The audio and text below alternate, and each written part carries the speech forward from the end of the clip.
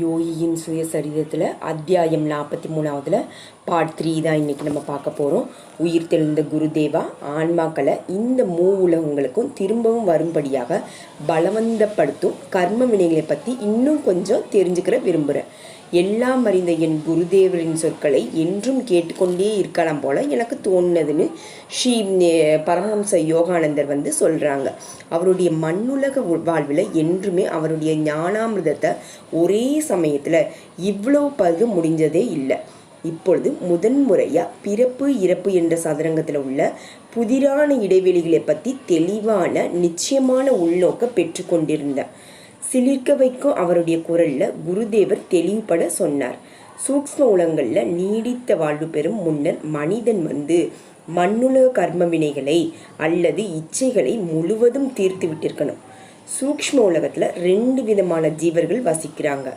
எவர்களுக்கு இன்னும் மண்ணுலக கர்ம வினைகளை தீர்க்க வேண்டியிருக்குதோ அவங்க தங்களுடைய வினை கடன்களை தீர்க்க ஸ்தூல சரீரத்தை மறுபடியும் அடைய வேண்டியிருக்கிறதுனால ஸ்தூல மரணத்திற்கு பிறகு அவங்கள சூக்ஷ்ம உலக நிலைத்த வாசிகள் என்று சொல்லலாம்.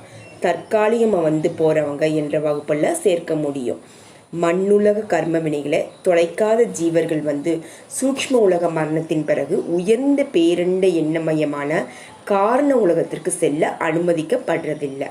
ஆனால் திரும்ப திரும்ப அவங்க 16 மூலப்பொருட்களான தனது ஸ்தூல உடலையும் 19 சூக்ஷ்ம மூலப்பொருட்களான சூக்ஷ்ம சரீரத்தையும் மாறி மாறி உணர்ந்தவனும் ஸ்தூல மற்றும் சூக்ஷ்ம உலகங்களுக்கு சென்று கொண்டுட்டே இருப்பாங்க. ஆனால் ஸ்தூல உடலில் மரணத்திற்கு பிறகு ஒவ்வொரு தடவையும் பக்குவம் அடையாத மனிதன் மண்ணுலகத்திலிருந்து சூக்ஷ்ம உலகத்திற்கு வந்ததும் கூட சூக்ஷ்ம உலகத்தின் அழகை அனுபவிக்காம பெரும்பாலான காலம் மரண நித்திரையின் ஆழ்ந்த மயக்கத்திலேயே இறந்துடுறாங்க.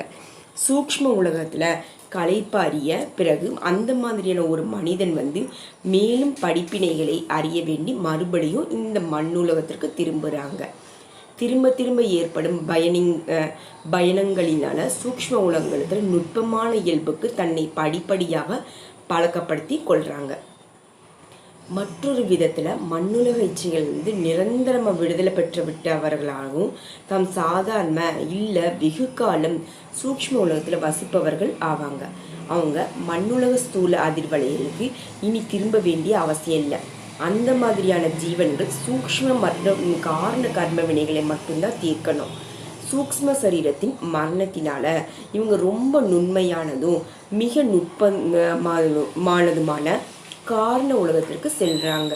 பிரபஞ்ச விதிமுறையின்படி ஒரு குறிப்பிட்ட கால வரையறை கடந்த பிறகுதான் இந்த முன்னேறிய ஜீவர்கள் ஹிரண்யலோகம் அல்லது அதே போல உயர்ந்த சூக்ஷ்ம உலகத்திற்கு திரும்பி அவர்களுடைய தீர்க்கப்படாத சூக்ஷ்ம கர்ம வினைகளை தீர்ப்பதற்காக ஒரு புது சூக்ஷ்ம சரீரத்தில் பிறக்கிறாங்க.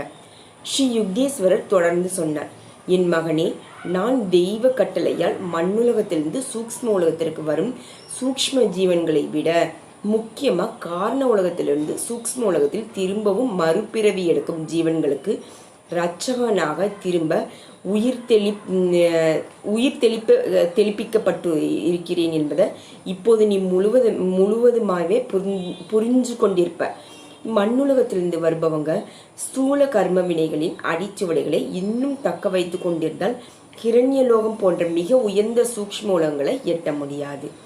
மண்ணுலக மாந்தர்களில் அநேகர் எப்படி தியானத்தின் மூலமாக கிடைக்கும் ஞான திஷ்டியை உபயோகித்து சூக்ஷ்ம வாழ்வின் மேன்மையான ஆனந்தத்தையும் லாபங்களையும் அறியலாம். மரணத்திற்கு பிறகு கூட குறுகிய முழுமையற்ற மண்ணுலக சிற்றின்பங்களுக்கு திரும்ப விரும்புகிறாங்களோ அப்படியே அநேக சூக்ஷ்ம ஜீவன்களோ சாதாரண முறையில் அவங்க சூக்ஷ்ம உடல்கள் சிதைக்கப்படும் பொழுது காரண உலகத்தில் உள்ள உயர்ந்த நிலையான பிரம்மானந்தத்தை உணர்ந்த தவறியவர்களாக ஸ்தூலமானதும் பகட்டுமானதுமான சூக்ஷ்ம இன்பங்களிலே எண்ணத்தை திரும்பவும் செலுத்தி சூக்ஷ்ம ஸ்வர்க்கத்திற்கு திரும்பி வரவழைக்கிறாங்க.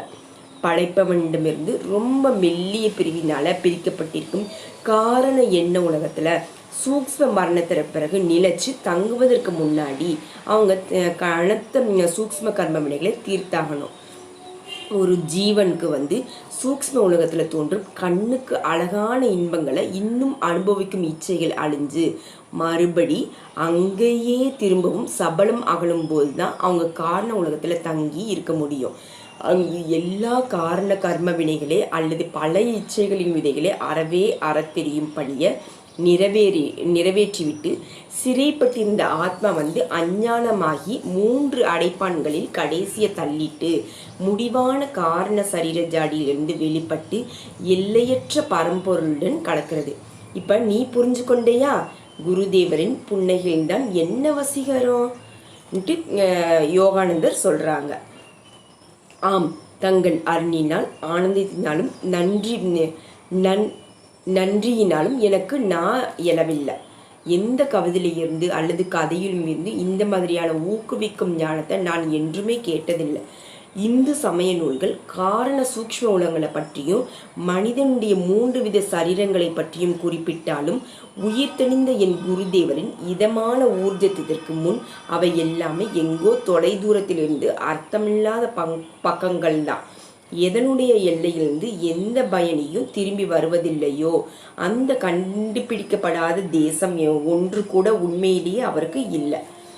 ஒன்றுக்கொன்று ஊடுருவி நிற்கும் மனிதனின் 3 சரீரங்களும் அவருடைய 3 குண இயல்புகளில் பல விதங்களில் வெளியாகின்றன.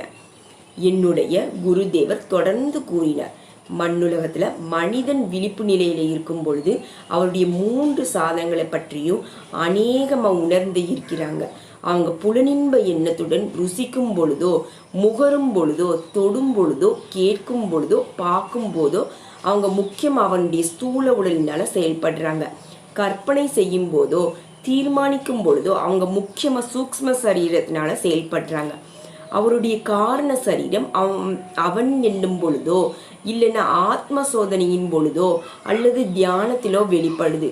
மேதாவிகளுடைய பிரபஞ்ச எண்ணங்கள் வழக்கமாக காரண சரீரத்துடன் தொடர்பு கொள்ளும் மனிதனுக்கே உண்டாகுது. இந்த விதத்துல ஒரு மனிதனை லோகாயதனமான மனிதன், சக்தி வாய்ந்த மனிதன், இல்ல விவேகமுள்ள மனிதன்னு பறந்தவாறு தரம் பிரிக்கலாம். தினந்தோறும் ஒரு மனிதன் கிட்டத்தட்ட 16 மணி நேரம் தன் ஸ்தூல சாதனமான உடலுடன் தன்னை ஐக்கியப்படுத்திக் கொள்றாங்க. பிறகு நித்திரை செய்கிறாங்க, அவங்க கனவு கண்டாங்க, அவங்க தன் சூக்ஷ்ம சரீரத்தில் லயிக்கிறாங்க. எந்த சிரமமும் இல்லாமல் சூக்ஷ்மவாசிகள் போலவே நினைத்ததை சிருஷ்டி செய்கிறாங்க.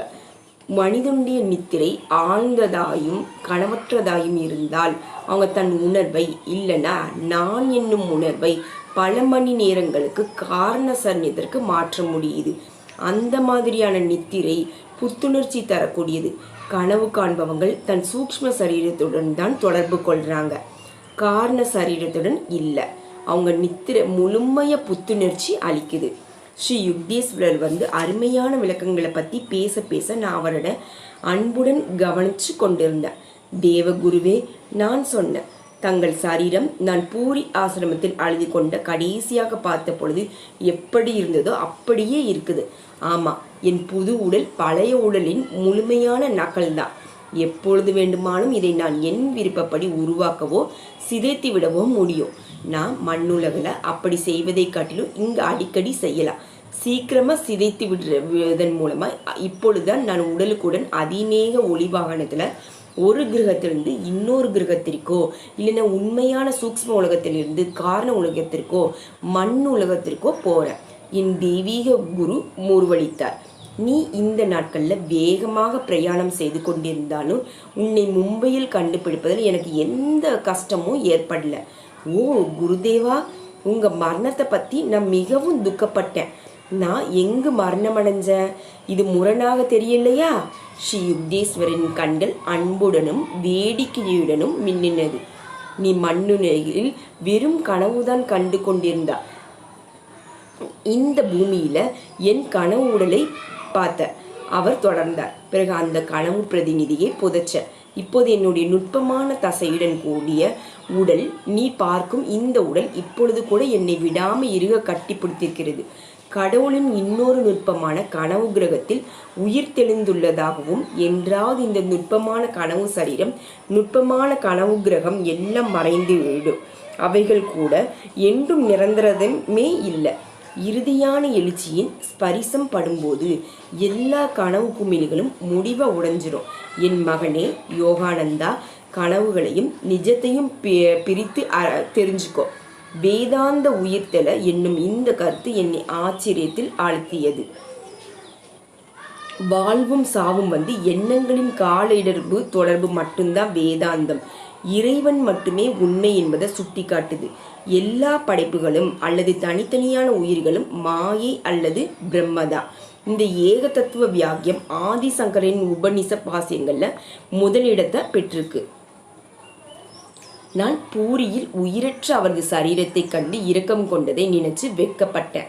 என் குரு தன் சொந்த வாழ்க்கையையும் பூமியில் வாழ்ந்ததையும் அவர் தற்போது உயிர்த்தெழுந்து இருப்பதையும் பிரபஞ்ச கனவில் கால இட தொடர்பு கொண்ட தெய்வீக எண்ணங்கள் தவிர வேறு எதுவுமே இல்லை என்பதை உணர்ந்து என்றும் முழுவதுமா இறை உணர்வுல விழிச்சு இருந்திருக்காங்க என்பதை நான் கடைசியில புரிந்து கொண்டேன்.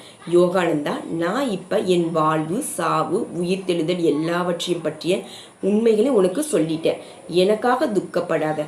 இதற்கு பதிலா இறை கனவாகிய மனிதர்களின் மண்ணுலகிலிருந்து இன்னொரு இறை கனவாகிய சூக்ஷ்ம உடல்களை கொண்டு ஆன்மாக்களின் உலகத்தில் நான் உயிர்த்தெழுந்தது பற்றிய கதையை எல்லா இடங்களையும் பறைசாற்று. துக்கத்தினால் மனம் விரும்பி மரண பயம் கொண்டு உலக கனவு காண்பவர்களின் இதயத்தில் புது நம்பிக்கை ஊட்டப்படும். அப்படியே செய்கிறேன் குருதேவா. அவர் திரும்ப உயிர்த்தெழுந்ததனால் எனக்கு ஏற்பட்ட ஆனந்தத்தை நான் எவ்வளவு விருப்பத்துடன் மற்றவர்களுடன் பகிர்ந்து கொள்வேன். மண்ணுலகத்துல என் தகுதிகள் அநேக மனிதர்களின் இயல்புகளுக்கு பொருந்தாத வகையில ரொம்ப உயர்ந்ததா இருந்து விட்டன. நான் அடிக்கடி உன்னை வேண்டிய அளவுக்கு மேல் கடிந்து இருக்கிறேன். நான் வைத்த பரீட்சையில நீ தேர்வாய்விட்ட. உன் அன்பானது கண்டிப்பு என்ற மேகங்கள் எல்லாவற்றையும் துருவிக்கொண்டு ஒளி வீசியது. அவர் இதமாக தொடர்ந்தார். நான் இன்று இதையும் கூட சொல்ல வந்திருக்கேன். மறுபடி எப்பொழுதும் நான் உன்னை கண்டனம் என்றும் கடும் பார்வையில் தாக்க மாட்டேன். இனி என்றுமே நான் உன்னை கடிந்து கொள்ள மாட்டேன். என் மகா குருவின் கண்டிப்புகளை நான் எவ்வளவு இழந்து விட்டேன். அந்த ஒவ்வொரு கண்டிப்பும் என்னை காப்பாற்றும் தேவ தூதுவனாகவே இருந்தது. அன்பு நிறைந்த குருவே, என்னை லட்சம் தடவை வேண்டுமானாலும் கண்டீங்க. இப்பயே என்னை திட்டுங்க. இனிமே நான் உன்னை கண்டிக்கவே மாட்டேன். அவருடைய தெய்வீக குரல் தீவிரமா இருந்தது. இருந்தாலும் ஒரு உள்ளார்ந்த நகைப்புடன் கூடியிருந்தது.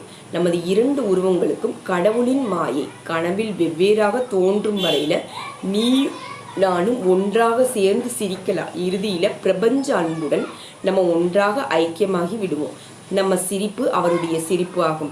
நம் ஒன்றாக சேர்ந்து இசைக்கும் ஆனந்த கீதம் கடவுள் சுருதி சேர்ந்த ஆன்மாக்களுக்கு முடிவற்ற காலம் முழுவதும் ஒளிபரப்பாகட்டும். ஸ்ரீ யுக்தேஸ்வரர் பிறகு இங்கு நான் வெளிப்படுத்த முடியாத சில விஷயங்களை பற்றி விளக்கினார். மும்பை ஹோட்டல் அறையில் என்னுடன் கழித்த அந்த 2 மணி நேரங்கள் அவர் என்னுடைய ஒவ்வொரு கேள்விக்கும் விடையளித்து விட்டார்.